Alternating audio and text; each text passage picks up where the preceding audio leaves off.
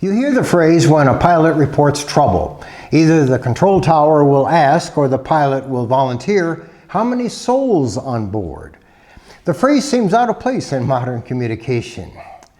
It refers to the number of people on board a plane, including the crew. The origin of the phrase goes back to at least the 1800s when referring to the number of people on board a ship.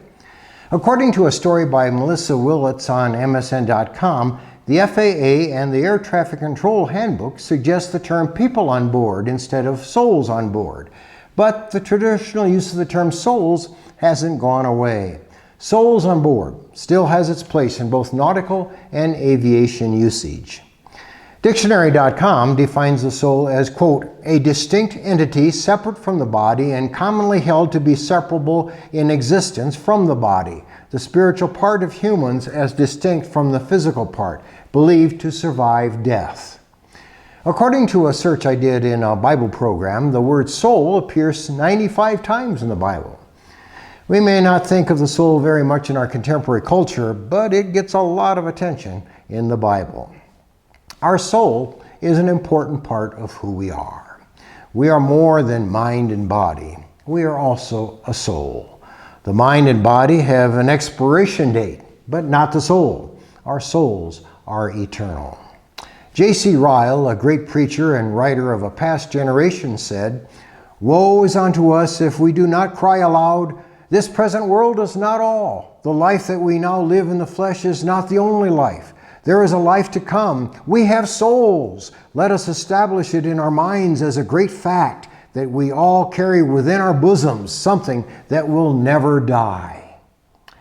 We can read and watch much in the media about maintaining physical health so a person can stay active through a long life, and how important it is to do all we can to remain mentally alert into old age. But all of this is short-sighted. 100 years from now, maintaining our physical and mental health will be irrelevant. It's the soul that lives on. It would seem to make sense to give our soul, then, the greatest attention.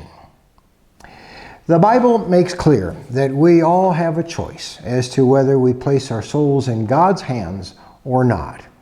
He won't force anybody to spend eternity with Him who's not interested in doing so.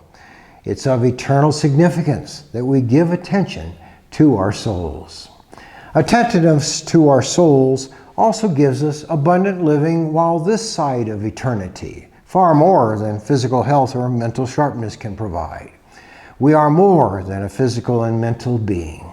We have a soul. Jesus said in the scriptures, "What good will it be for someone to gain the whole world, yet forfeit their soul? Or what can anyone give in exchange for their soul?" God bless.